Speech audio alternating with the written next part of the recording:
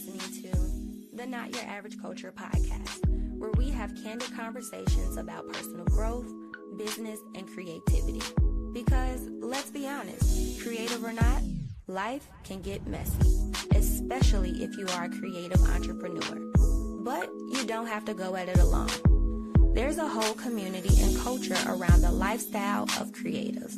So here on this podcast, I'm making this space to have open conversations with a wide range of dynamic people about how to successfully maintain your business, keep your sanity, while owning your authenticity and staying inspired along this journey. I'm your host, Chardonnay. Let's get to it.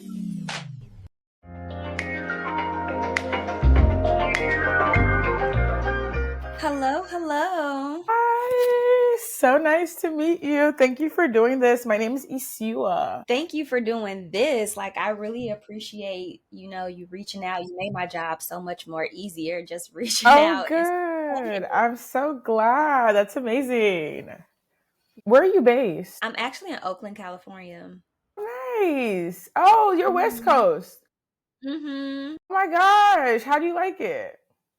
I like it right now. I like it mainly because of the weather. Okay. I'm a Midwest girl. Initially, I'm from Chicago, and I was just over the winters. Okay. And so I like it a lot. It's expensive, but I like it. Yeah. Okay, good. Yeah, I'm in DC, and I moved from New York, and it's a different life over here, but I'm not gonna lie, I love it. I feel like DC has changed my life in a different era. So it's been good. It's not New York, but it's been good. Well, okay, how did you move from New York to DC? What made you move? Because I feel like I visited New York. I was actually in New York a couple weeks ago, and it's very fast paced. And I feel like once you are in the hustle and bustle of New York, it's kind of hard for you to go someplace else. I'm wondering why did you move from New York to DC? And No, that's so true. So I lived in New York for 8 years. I did college there, and then I did my adult life there, and then COVID happened. I was still there. After COVID, rent got super duper expensive, and I was working from home, and I'm like, you know what? This is getting real expensive. I don't know. I've been feeling like I wanted to move. I wanted to move to Chicago. I wanted a different scene. I was kind of feeling like I was getting tired, or I've outgrown New York in some sense. So I came to DC. I was a nomad. I was living out of my suitcase, packed up from my apartment, put my things in storage, and I was jumping from my friend's place to friend's place. I went to Miami for a month. I went to LA for a month. I went to Philly for a month, and then I was in DC for 2-3 months, and I had the best time. I had the best summer. I spent summer in DC, and I was like, oh my God, this is so much fun. Ooh, I'm having a good time. And then I got a new job, and it was fully remote. And my friend was like, why don't you just come here? I'm here. We could live right next to each other. We could be down the street. We could have girls' night. And then I was like, ooh, it sounds too good to be true. And I'm like, are you sure? She's like, yeah, just move here. You don't, nothing's holding you in New York. And I just took a leap of faith. I found a place sight unseen. I couldn't tour it in person because I was busy moving around so damn much. And then I applied. I got the place. And the day I moved in was the first time I saw the place. Yeah. So that's kind of how I got to DC, and I am loving it. I hated it my first 2 months. No, my first 3 months I hated it. I was like, this is not New York. I'm not motivated. It's so slow. Y'all not creative. What's going on? I'm a creative girly. What's up? And then I just started to make a lot of friends. I started to make a lot of friends in my building. It became a community. We do game nights together. We cook together. We go grocery shopping together in this building. We work together. It's literally like a adult dorm in a sense, but you have your own space.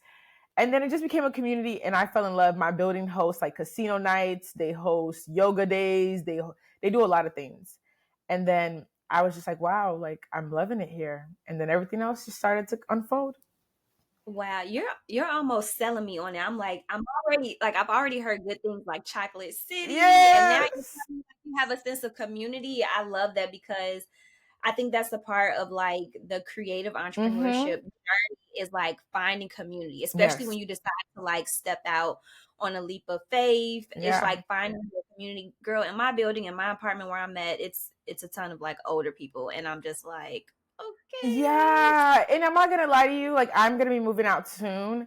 And I don't think I'll find a building like this, but it's like it was such a perfect, I felt like God placed me here with me like shouting and screaming and saying like, oh, I don't want to be here. He placed me here for a reason. I think I didn't know how much community I needed until I moved here. I lived in New York, and yes, I had friends, but they were more of like my fashion week friends and like my creative friends. It wasn't really like a real good solid friends. It was like, oh, we only do events together and that's about it. And here it's like I really cultivated real friendships, and I have people that support me and love me. And I didn't know that I needed a community. Like when I'm like, I was sick last week, and my neighbor, they've moved, like a couple of my neighbors like moved like down the street. They came back to drop me medicine. They came to bring me food. Like they took care of me, and I was just like, wow, y'all don't know how much I appreciate y'all. Like I love y'all so bad, so bad. So it's been That's nice. That's what's up. I love that. And something I wanted to ask you, another reason why like I appreciated when you reached out, Mm-hmm. because the way you reached out, it was like I didn't come to play. It's Mm-hmm. like, here's my media kit, this is what I'm about. And I love that because I'm all about like supporting like Yeah. other creatives, entrepreneurs. And there have been some people that just come up to me and be like, yeah, like put me on the podcast. And I'm like, what do you want to talk about? Yeah. What are you doing? But I love how you were just like prepared, and it was like, look, this is what I'm trying to do. But I'm curious, how did you come across my contact information? And yeah, how did you find Yeah, it? so I am building this brand right now called Bestie Banter. It's a card game based on friendships, relationships, community. And I am in a marketing phase right now. So I'm in like my pre-launch. So the game launches on Thanksgiving Day, November 28th. That's when we start pre-orders. But I've kind of created a rollout plan of the pre-launch process to get people hyped, to get people knowing the game, whatever. So I've created like a rollout plan. And part of my rollout plan was reaching out to different PR, news outlets, podcasts, anyone who I can talk to for them to understand the vision, the story, the journey, and to just kind of get the brand out there. So I reached out to my friends and I said, hey, send me some of your favorite podcasts. And my friend, one of my closest friends, who is the reason why I have this game today, Bestie Banter, she sent me a list, and you were part of the list. And I was like, okay, I'm shooting out emails. I've already made a press kit. Let's start. Let's do it. So it's all part of like my rollout plan to do this and like talk to people and tell everybody about Bestie Banter. And you were just on the list. I looked you up. I looked up your brand, and I was like, oh, she's that girl. I like her. I like what she's about. Let's do it. And I was like, yes. And then when you responded, I was like, God's plan. And I'm like, right now I am my own publicist. I'm my own designer, my own creative strategist. I'm my own social media marketer. I'm my own financial advisor, the budgeter, the lawyer, everything. I'm literally one all in one. And I'm just like, oh, it's a lot. We wear a lot of different hats. And also thank you for the compliment. I appreciate that. And I also want to congratulate you for just saying all the things, doing all the Yeah. things, because I think people don't realize is when you have this idea of like, I want to create something, or I have a business, or these things that I want to make, it's a lot of work. People don't It, know. it's a lot of People work. don't And I know. think the excitement of it is like people think like, okay, the end product, like that's the exciting part, but it's also the process to get there. That's the part that Girl, really yes. gets me. So tell me about the process of like coming up with the name, creating the content Yes. for the game. Like tell me, Yeah. yeah. So did you watch any of the videos like on the press kit? Or were you able to kind of see the journey in a sense? I watched a little bit of it, but I just want to hear Okay. from your perspective. So, how this all started, I went over to my bestie's house, and she was like, oh, like, we were playing games, and she was showing me a game, and it was like a best friend dictionary game, and we were playing it, and I was like, wow, this is so much fun. And I was like, wait, I was like, Sasha, her name is Sasha. I was like, Sasha, why don't we do this together? Like, why don't we create our own game? And she's like, what do you mean? Like, you're chatting. And everyone knows me. I'm the type of person, if I say something, I'm going to go. Like, you got to tell me yes, and then we'll do it. I don't need you lagging. I don't need you taking your time, or no. So she was like, oh, yeah, this sounds like a good idea. Da, da, da. And I'm like, no. Like, it all just came to me right now. Like, this is how we can do it. These are the steps. Da, da, da, da. I literally, that same night, she was like, okay, cool. Sounds great. She went to bed. I stayed up. I researched, how do you create a card game? How much does it cost? What are the steps to create a card game? ChatGPT was my best friend. I did that, and I started looking up names, and Bestie Banter clicked because, one, I love Love Island, and they say banter all the time. They're like, oh, you're banter, something in the London accent. And bestie is more like friendship in your community. And I'm like, oh my gosh, like, if it's going to be me and my friend doing this, like, this is my bestie, like, that's my girl. So Bestie Banter was perfect. And I was like, hey, do you like this name? And she's like, yeah, she loves it. It's perfect. I'm like, cool. She went to bed. That same night, I was up to 2 a.m. I texted my sister and I said, I have a brilliant idea. Are you up? And can I tell you about it? And I just like told her the vision. And she's like, okay. She's like, okay, I hear you. She's like, that's great. And then I spent that night, I wrote down the whole entire plan. I wrote down a to-do list. I wrote down steps of what I have to do. I created the card that same night. I created the question. I created like what the words are gonna say. I developed it that same night. That was it. We woke up the next morning. I was like, Sash, this is what I did. Like, oh my God, I was so hyped. And she was like, girl, why was you up? You are crazy. And I'm just like, no, this is the plan. Like, how does it sound? And she said, this sounds great. And she gave me more ideas. And we said, cool. Later on, a few weeks went by and I said, hey, are you ready to start? And she was like, unfortunately, she can't do this with me because she has a lot of things going on. I said, okay, no problem. I took the chance. I said, you know what? I love doing things with people, but I'm not going to wait for you to hold me back or for me to like slow down. So I was like, you know what? Cool. I respect it. And then I was like, I just started going. I researched, I did the work. I figured out how to get this trademark. I found a lot of resources. A lot of people don't know that in business, you can get things for free. So my trademarking was done by a university. It was through a clinic and it was free. You don't have to pay for it. If you just go on like the USPTO.GOV site, there's literally a list of colleges that have clinics that would do your trademarking for free. And then I needed to get things notarized. I had a bunch of contracts, and then I found a designer on Behance. I'm very like vocal, and I love to share like how the process is done, like give people like the blueprint. So I went on Behance. I found a designer. I knew how I wanted it in my head. I talked to manufacturers in the USA, in China, compared prices. And then when I did all of that, I was like, let me start putting my money where my mouth is. And I had a budget and I was like, okay, I only want to spend, my budget is $5,000 from the design process all the way to the launch. So whatever I have to do with $5,000, that's what I'm going to spend is $5,000. And then, yeah, I just got the ball rolling and we've been moving and grooving. And I planned out, I wanted to do street interviews. So as of recent, I've been walking up to people on the street saying, hi, my name is Isi. I'm the creator of Bestie Banter. Do you want to play my game today? And then I show them and then we play the game. So I've been doing a whole bunch of like people to people marketing because I really truly believe that in order for someone to love your product, they need to see it, hear the story, and play it in real life. And then my other journey is that I love storytelling. My background is storytelling. So I really wanted to make sure that in this brand, you're able to see like my passion and my heart for it. So the journey started in May and I've been documenting all my highs and my lows and my conversations with people. And I documented it. I sat one day on a Sunday and I edited episode 1 through 7.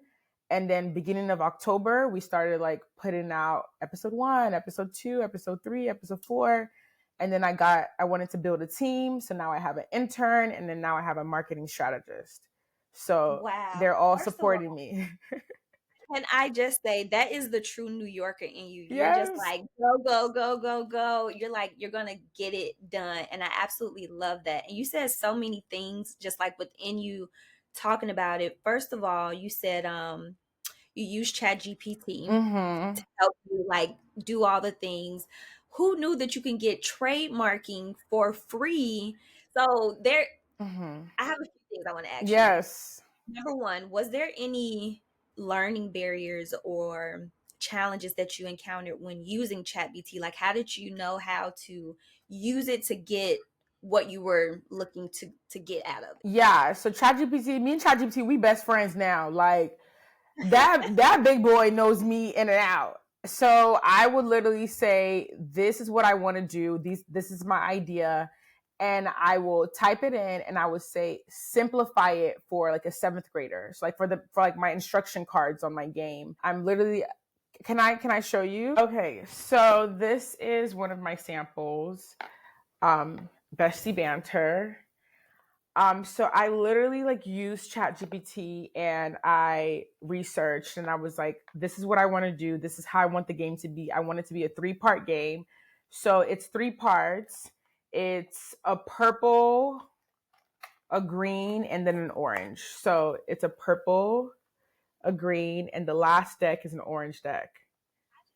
Just like really curious to like see this game in action. Can we just play a Yes, let's play it. Why not? Okay. So this is the purple deck. The purple deck is filled with. Wait, before you do this, because I want like listeners and people that are following along, I want them to know like, how do you play this game? And okay, so this is how the game is played. The game is, so it's 3 parts. There's a purple, a green, and an orange. The purple deck is words, it's trendy words, it's really things that we say on a fly, things that you and your best friend say without a drop in a dime. You know what I mean? So it will say, not too much now, or I know that's right. So it's really like fun, quick, short words, relatable words. The green deck, it's about more of a conversation. It's really about guiding the storyline in the game. So the green deck would say, what is my favorite handshake? Or what's the handshake me and you do together? Or what's the song that I like to listen to whenever I'm getting dressed? So that one is literally catered to you and your friend, because nobody will really know the answer. So it's really about like, how well do you and your best friend know each other? You and your friend group know each other. So it's normally played with 2 people or more. I played it in a group of 14 because I've tested it out with my friends. And it's really in your close-knit circle, but you can also play it with strangers. And I've done that as well too. And it's been fun.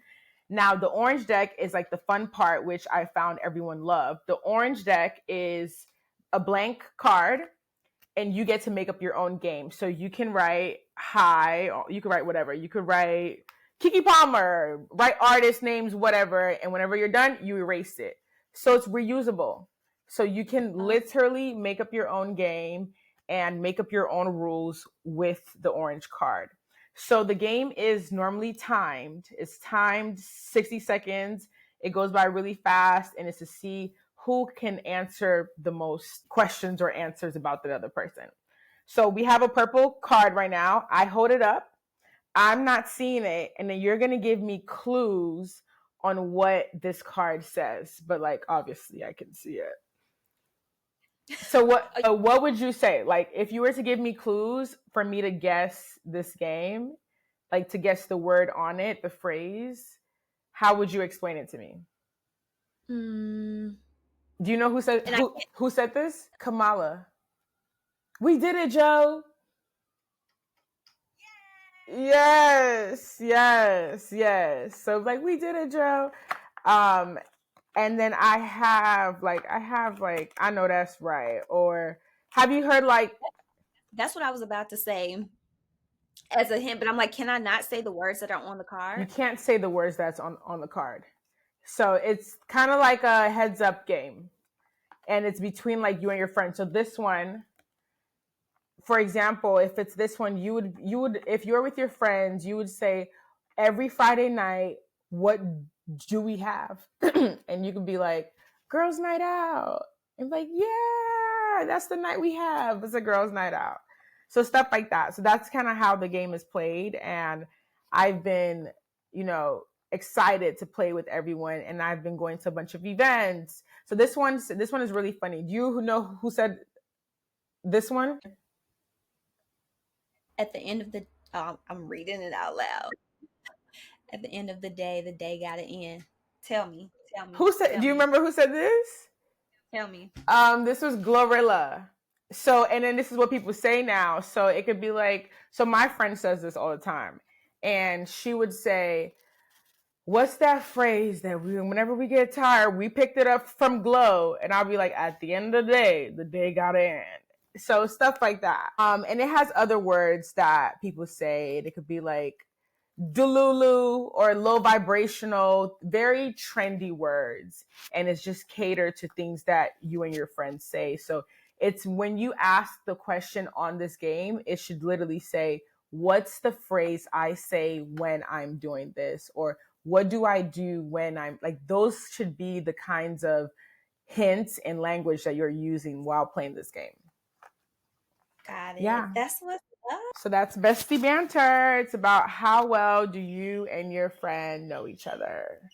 I love that. And you literally typed all this into Chat GPT and it helped you kind of break things down as far as like getting the Yes. content.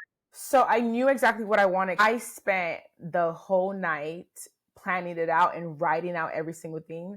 So the next morning when I was able to like sit down, I just went to ChatGPT and said, these are my ideas. Help me organize them to what I really want to do. And I gave ChatGPT like a paragraph, like of everything I wanted. And we just organized it together. And when I didn't like what they were saying, I said, no, I don't like this. Make it more friendlier. The game is supposed to be very diverse for everyone. I have all kinds of words. I have slay. Like I have things that like I might not say on here. There's so many things I don't say on the cards, but I've heard other people say it because like I've done my research and I've watched other games. So I've made sure that I put words that other people say in here. It kind of reminds me of Black Heart Revoked, and I hope to see your card game on like the shelves of like Target and all the different things. So Like exciting. I'm really excited for you. Something else that you mentioned is marketing. I'm also on a journey of just like marketing and putting myself out there. And I've kind of been saying like I'm on a digital glow up where it's like all the work and the things that I've been doing in real life, I'm trying to bring that and start building my online presence Mm-hmm. and marketing myself and putting myself out there. And so I'm wondering for you, in your background and in your experience, how has the marketing process been for you? Like you said, you hired a coach. How did you know what coach to look for? And yeah, like how did you have the knowledge to kind of roll out your plan for reaching out for people? So my biggest strength is marketing. If you have a brand and you say, this is what I want to do, I can help you. I can tell you what to do from beginning to end. So I You have study that at school or anything? So I Or went to school for journalism and communication. So I'm in the media, TV, and film industry. So I've seen a lot. I've done a lot, but I just love marketing. I love storytelling. Like Dove is my favorite brand, and I have studied how they do things and how they roll out. But I also watch other brands. I watch how Savage X Fenty rolls out a campaign. I watch how Kim Kardashian puts out a campaign. So I love marketing. Marketing is just my strength. It's always been. When it comes to like finance or something like that's not where I glow. When it comes to posting on social media, that's not what I like to do. I don't like that. So I did not hire a coach, but what I did was I did build a team. So I freelanced. I have a marketing campaign strategist who is under me, and her job is to bring all my ideas to life. When it comes to marketing, I love it so much. Like I said, if you tell me what you're doing, I can tell you from point A to point Z how you should roll it out. So the essence of me and everything I do is storytelling. My biggest thing in life is my biggest quote I've always said, I said, everyone has a story and my job is to tell it. But now it's like everyone has a story, but my story starts now. So it's like I've kind of like flipped the script, because before I used to build everyone else's story and tell their stories. I had a website. I used to interview and journalism and write people's articles, but now it's like my turn to tell my story. So I knew with this brand that in order for you to buy into the brand, you need to know the behind the scenes. So I'm very vocal as to, okay, I made a commercial promo. How much was it? Okay, how much did I save up to bring this to life? I'm like, what have I done? Who have I hired? Where did I go to hire things? So I have, in my journey from episode 1 through 8, because we're on episode 8 now, I have intentionally crafted the story so you understand my background. You understand that I've always had a vision for years and I've never accomplished my vision board. And one day I broke down and I said, how come I've had this vision for years, other things I wanted to do, and how come it hasn't come to life? Like, what am I doing? Why am I wasting time? Lord, I want this year to be my year of execution. You literally, in my videos, you see me praying, you see me yelling, you see me crying, you see me saying, I don't want to have my name on this brand. People are not going to support me if they know it's me. So I had to go from a different angle, like get out of my head and say, why don't I just share my story? Whoever resonates with it, resonates with it. Whoever I can touch and I can inspire and maybe help to start their own business, then I will do that. So that's kind of how my mindset was first share the story, share the behind the scenes.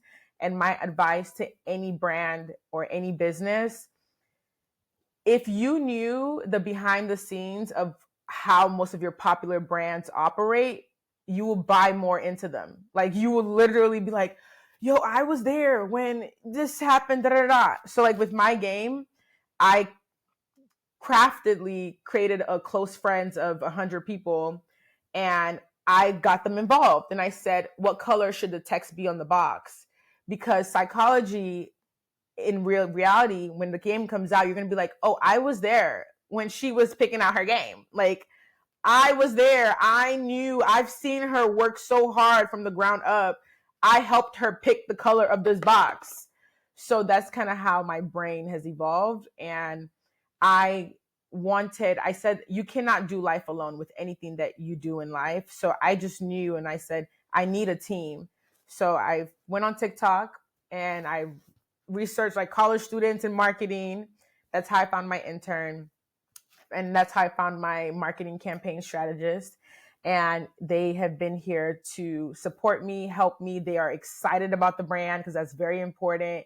They love it. They feel like the brand is theirs, which I love. And we have fun. Like, we just had a photo shoot and we get to brainstorm. We're having an influencer. We have a dinner coming up for influencers.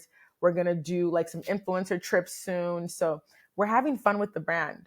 It's exciting. That's what's up. That is what's up. And I appreciate that you said that you're having fun with it, because I think so many of us, we go into entrepreneurship and we think that it has to be very like tight knit Mm-hmm. and very serious. And oftentimes I have to remind myself, like, I went into business so that way I can bring the ideas that I have to life, or Yeah. I can, recreate the things that I wish were available, Mm-hmm. and not have this kind of rigid and strict concept of how we need to exist and navigate in the world. So I love that. And I'm wondering for you, if you had to design a card game for Black women balancing self-care, creativity, trying to get to their bag, what would you name the game, and what would the wildest card in the deck be? Oh, that's a great question.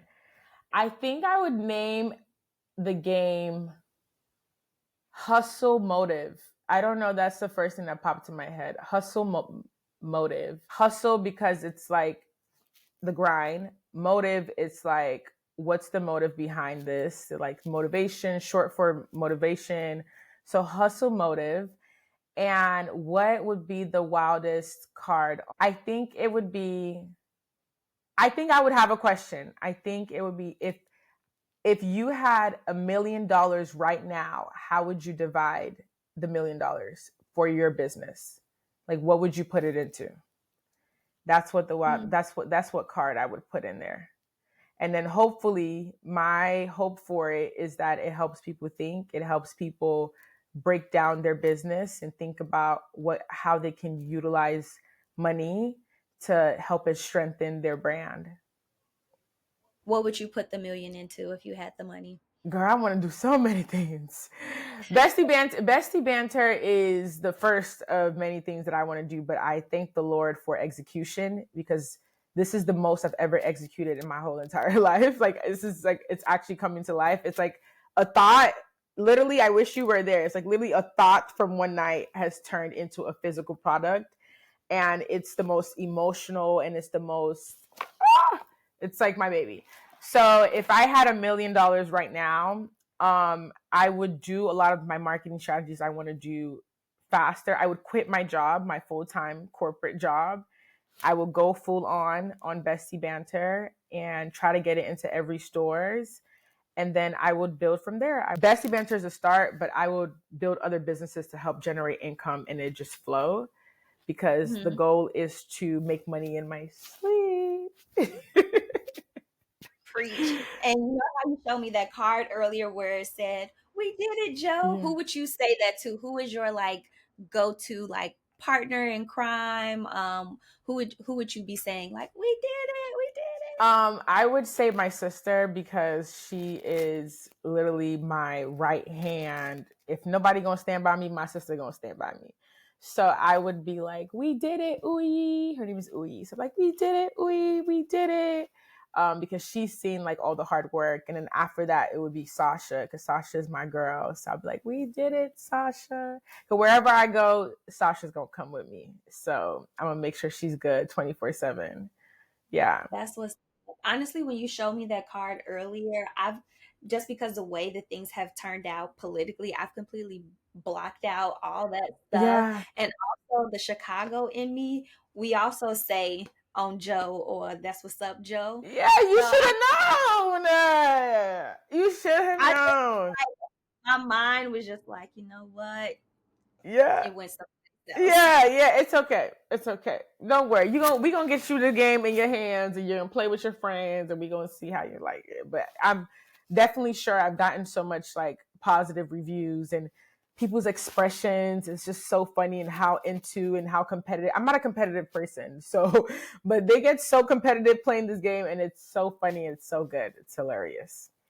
That's what's up. So one final question for you. Well, actually two, because we gotta let the people know where they can find this game. I know you said that it rolls Yes. out in November, but one of the questions I wanted to ask you, is there anything in particular within your process of creating this game, or just like navigating this industry, that you have learned, and how can other creative entrepreneurs apply it to their own journey? Like something that you were like, I never thought that this was possible, or I never thought that I could have done it this way, or anything like that that has come up. Yeah, I think that the most important thing, like I do want to say, is have be so passionate and let your passion drive through with whatever you do.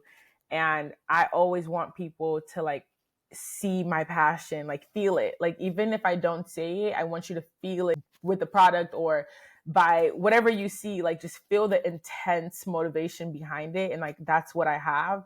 And also with consistency and just having a vision and like a roadmap of like what you want to do, where it is, and staying on track. Like I check off my list and I make sure that I am doing something for my brand every single day, because I got a part-time job, I have a corporate job, I also work out, I also have to keep up with my friends and family.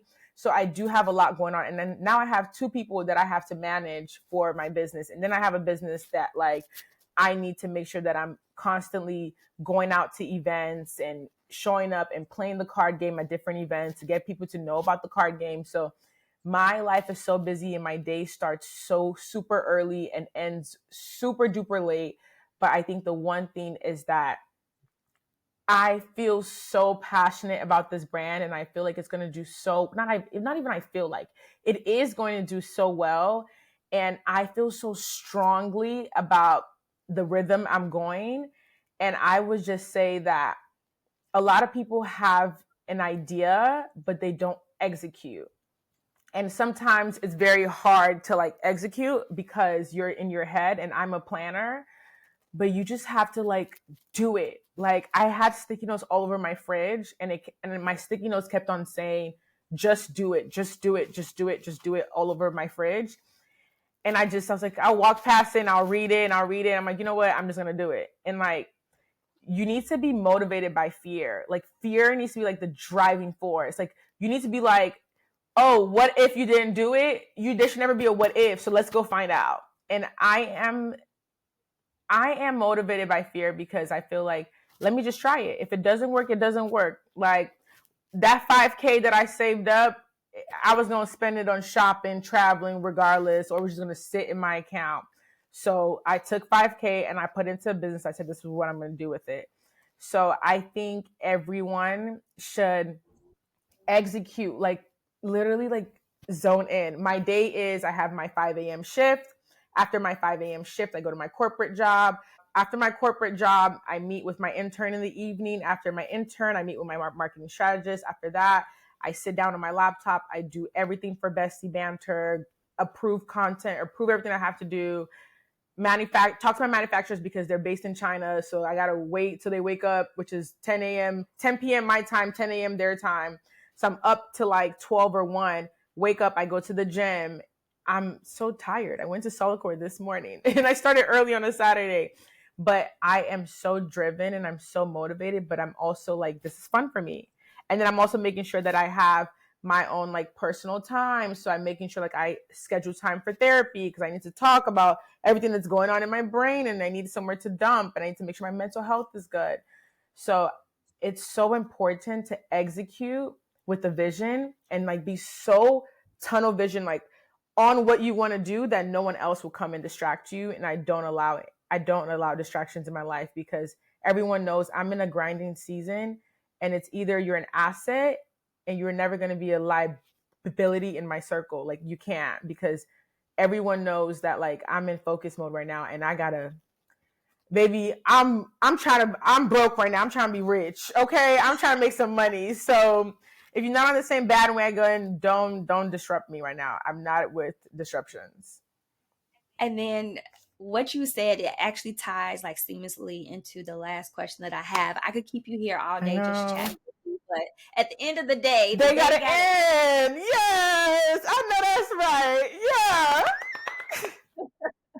But something you mentioned was, you're motivated by fear, which I think is interesting because I'm a little bit different. Mm-hmm. I'm the opposite. Like if somebody's like, if you don't do this, this is the consequence you're going to have to face, or I'm just like, or really, let's see about that. Yeah. I'm more so motivated by convenience and having like the luxury and the space to like think and not always be in a rush. But I'm wondering for you, because the theme of this season for my podcast is like capacity, like you mentioned so many other things, is you in grind mode right now, and it's seasons for everything. So I'm wondering for you, with all the things that we have on our plate, I can resonate with, like you said, you worked out this morning.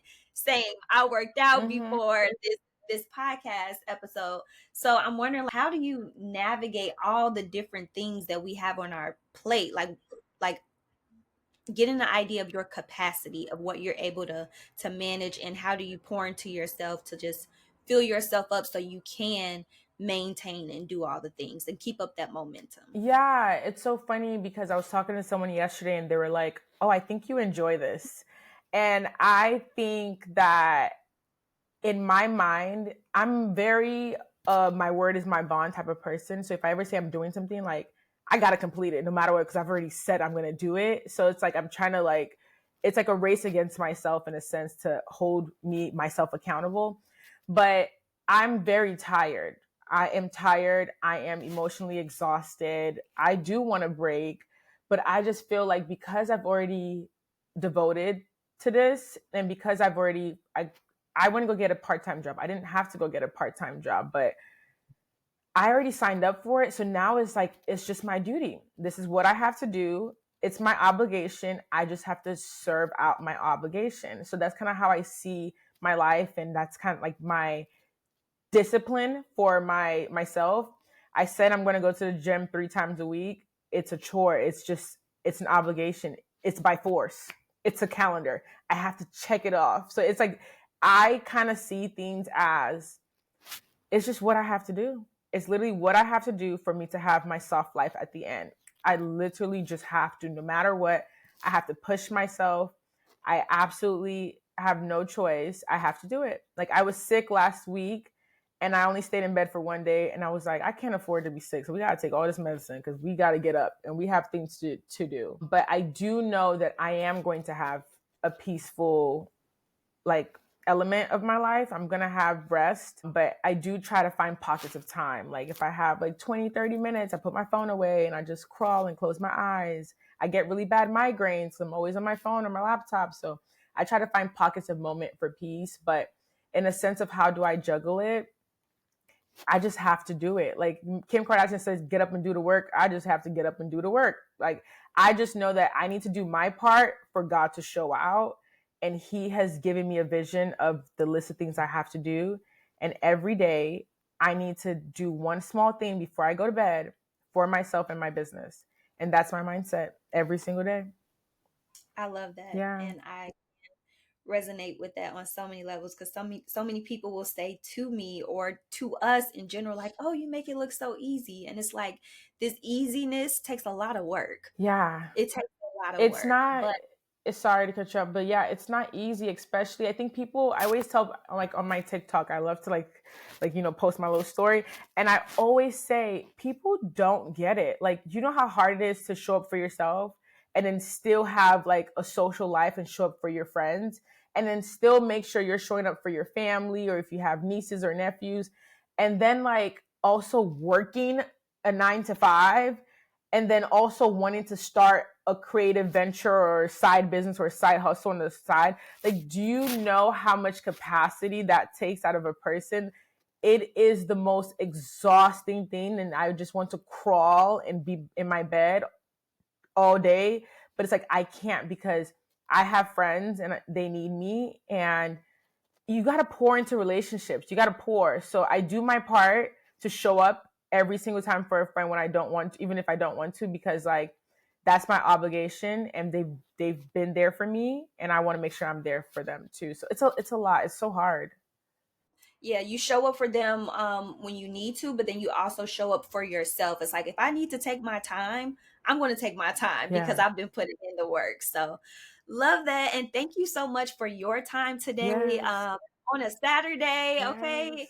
In the middle of the day, your time, early in the morning, my end. But thank you so much. And then can you just kind of let people who are tuning in know how they can purchase the game, how they can stay in contact with you, or Yes. any last final thoughts you want to share? Yes. So Bestie Banter, you can find us at bestiebanter.com. So it's BestieBanter.com. You can go and you can shop and purchase and pre-order. And our website is The Bestie Banter. So THEBESTIE and BANTER. So The Bestie Banter. Follow us, follow my journey, because I'm really showing you like my everyday life. Like yesterday I had a long day at work. I showed you how that day was at work. So I'm really giving you the behind the scenes and the clips. And I just want someone out there to know that they can start. And if they put their mind to it, we'll see where the business takes us. I just want you to follow my journey. Let's see where we end up, because I want you to be a part of it. And I want you to come back and be like, oh my God, I saw when you were doing this, that, and the third. And that always makes my heart melt that people have been around for a while. So follow the journey, check us out. The game is fun. It can be played with your friends, with a big group, with a small group, aunties, uncles, get it, play it, and just have a great time and build community while you're doing it. Yes. Love it. Yes. Thank you so much. Thank you. Thank you. I just want to say you are a blessing, and you are just a first step in my journey, in my story, because you gave me a chance. And this is my first PR moment. And you are the one that I'm doing it with first. So this has set the tone for what else is to come in this journey and all of my reach outs. But I do want to say thank you for just having a platform where people can come and speak and have a voice. And you are doing great. And honestly, you have a friend in me. Thanks for tuning in to the Not Your Average Culture podcast. For more conversations on creativity, entrepreneurship, productivity, and personal growth, be sure to listen, watch, and subscribe on Spotify. Or follow the show on your favorite podcast platform.